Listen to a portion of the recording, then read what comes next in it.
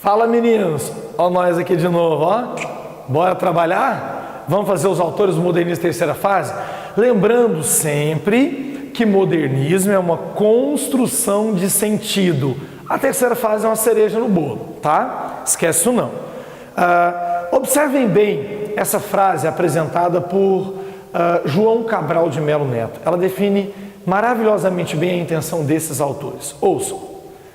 Embora o que se costuma chamar de poesia moderna seja uma coisa multiforme demais, não é excessivo querer descobrir nela um denominador comum, seu espírito de pesquisa formal. Legal, né? O que ele está dizendo? É preciso que se tenha um maior aprofundamento teórico. É preciso que, diante daquelas revoluções já feitas pela modernidade, nós consigamos construir um novo conjunto de valores. Que realmente a literatura seja, por sua natureza, reinventada, que tenha seu valor em sua própria essência. E já que eu estou citando uma frase desse mestre, João Cabral de Melo Neto, vamos começar por ele? Quem foi, afinal de contas, João Cabral de Melo Neto? João Cabral de Melo Neto, senhores, é um autor diferente pelo grau de qualidade que ele tem. Nós estamos falando de um cara que nasceu em Pernambuco, de uma família bem tradicional. Ele nasceu em 1920 e faleceu em 1999, então ele é bem contemporâneo a nós, faleceu aí há 2 décadas atrás. E nós estamos falando de um cara que é estudioso, muito estudioso. No modernismo terceira fase, João Cabral fez parte do corpo diplomático.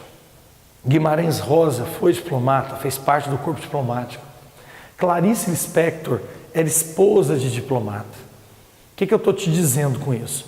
Nós não estamos falando de autores quaisquer.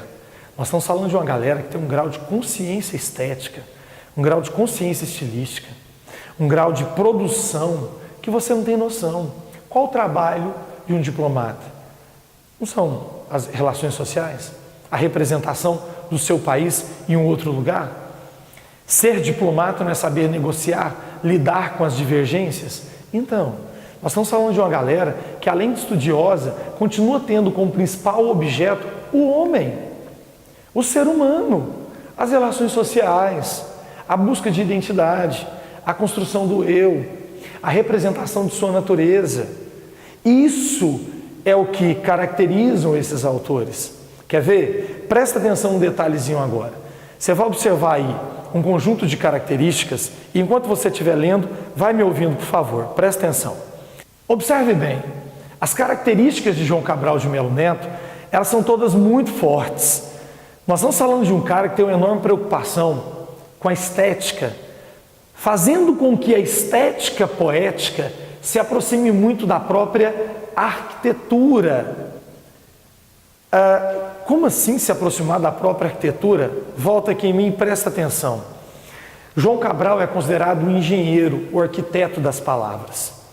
Significa que as palavras na produção dele não são soltas, vagas, vazias. Todas elas foram muito bem escolhidas, muito bem colocadas para provocar um efeito semântico, para provocar um efeito sintático, para provocar um efeito fonético, para provocar um efeito de sentido. Nós estamos falando de um cara que também tem uma linguagem enxuta, dura, forte, mas seu texto tem que ser bem elaborado. Quando nós comparamos a figura do engenheiro com aquele que produz poesias, você tem que se lembrar que quando se constrói um prédio, o prédio não é feito simplesmente do chão, ou da flor, ou da superfície do chão. Você tem fundação, e a fundação é a pesquisa, é o trabalho, é o zelo, é o esmero da construção do texto. Ali você tem isso consolidado, ali você tem isso muito forte, muito intenso. Ele é um pesquisador por natureza. Depois você levanta paredes. E acabamento só vem no final. O que seria o acabamento? É o floreamento do poema. Então ele é um cara que está preocupado com a pesquisa, ele é um cara que está preocupado com a seleção do léxico, ele é um cara que está preocupado em ampliar o sentido do verso, e ele é um cara que está preocupado com enorme reflexão sobre o sujeito, sobre o ser, a partir do texto. Observem outras características. Olha só. Além de ser um poeta engenheiro, que constrói uma poesia calculada, racional, ele também sempre faz uso dessa linguagem enxuta, concisa, elíptica, que constrói o próprio falar do sertanejo. Como assim? O objetivo dele é fazer com que o leitor sinta aquilo que está sendo descrito, que ele sinta aquilo que está sendo falado. Você tem de saber do que se trata de fato. Cada uma daquelas estrofes, ou cada uma daquelas imagens, ou cada uma daquelas palavras, de acordo com o contexto do que ele apresenta. Nós estamos falando de um cara que é extremamente metódico. Ah, professor, ele resgata elementos parnasianos.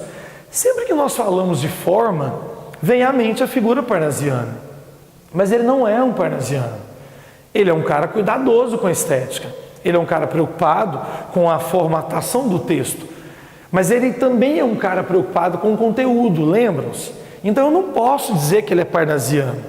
A referência não é apenas a forma física do texto, mas a forma física é essencial para se construir o sentido dele.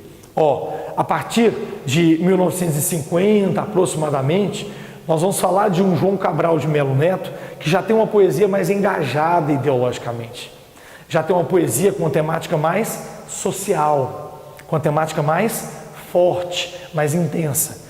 Então, em síntese, já que no vídeo nós não podemos nos tornarmos tão prolixos, que senão te cansa demais, eu preciso que você fique atento a 3 pontos em João Cabral. Não são os únicos, mas são essenciais. Primeiro, engenheiro arquiteto das palavras, o zelo com a feitura do texto. Segundo, o tipo de linguagem que é extremamente enxuta e bem talhada, bem construída. E terceiro, você tem que se lembrar que ele está falando de uma matéria-prima que é o ser humano. Ele está falando sobre sensações, sentidos, sentimentos. Principalmente quando tomamos como referência sua literatura de caráter mais social. Vamos dar uma olhadinha no que eu estou dizendo? Vamos entender um pouquinho do que é isso que eu estou falando? Eu vou ler com vocês um texto de uma obra chamada Educação pela Pedra. E eu queria muito que vocês acompanhassem aí. Presta atenção. A educação pela pedra. Uma educação pela pedra por lições. Para aprender da pedra, frequentá-la, captar sua voz ininfática, impessoal. De dicção, ela começa as aulas. A lição de moral, sua resistência fria ao que flui e a fluir. A ser maleada, a de poética, sua carnadura concreta. A de economia, seu adensar-se compacta. Lições da pedra, de fora para dentro, cartilha muda para quem soletrá-la. Outra educação pela pedra no sertão, de dentro para fora e pré-didática. No sertão a pedra não sabe lecionar, e se lecionasse não ensinaria nada. Lá não se aprende a pedra, lá a pedra, uma pedra de nascença, entranha a alma. É impossível você não olhar para esse texto e não perceber a dureza, a aspereza do que ele diz. Ele afirma para nós que essa educação pode ser construída de fora para dentro e de dentro para fora. A educação pela pedra é a representação da dureza da própria existência. É a educação pela própria natureza. O que ele sugere na segunda parte, principalmente, quando ele ironicamente diz que o sertão não ensina nada, ensina sim. Ensina pela natureza, ensina pelo cotidiano, ensina pela vida, ensina pela experiência, ensina pela própria lida do estar ali. A pedra aqui é um símbolo da aspereza, da dureza da vida representada ao nosso redor. Entenderam? Agora dê uma olhadinha rapidinho em um fragmento pelo menos de Morte e Vida Severina, que é a sua principal obra, ou uma de suas principais obras. Linda demais, valoriza muito a imagem do Severino como aquele que vai seguir um leito seco do rio, buscando a foz do Capibaribe. Isso é uma metáfora do percurso da vida, da busca da água, da busca do sentido da existência. Observem quando ele tenta definir quem ele é. O meu nome é Severino, não tenho outro de pia. Como há muitos Severinos que é santo de Romaria, deram então de me chamar Severino de Maria. Como há muitos Severinos com mães chamadas Marias, fiquei sendo da Maria do final de Zacarias. Mas isso ainda diz pouco. Se há muitos na freguesia, por causa de um coronel que se chamou Zacarias, que foi o mais antigo senhor dessas 6 Marias. Vou saltar lá para o finalzinho para você observar um detalhe. Observe só. Somos muitos severinos, iguais em tudo e na sina. Há de abrandar essas pedras, suando-se muito em cima. Há de tentar despertar terra sempre mais extinta, há de querer arrancar algum roçado da cinza. Lindo, né? Peguei só 2 trechos para você perceber o seguinte. Quando se fala dessa figura, a figura de Severino, quanto maior a tentativa de descrição que ele faz sobre si mesmo, maior é a sua universalização. Maior é a descrição dele como um todo. Então fique esperto, porque morte e vida severina é uma metáfora da própria existência. Não é à toa que é chamado de morte e vida. Não é a vida e a morte, é a necessidade de vencer a morte e sempre buscar a vida. Observem no poema a sonoridade, a ritmicidade, a alternância dos versos e, acima de tudo, o sentido existencial da busca da própria vida. Beleza? Um abraço, meninos!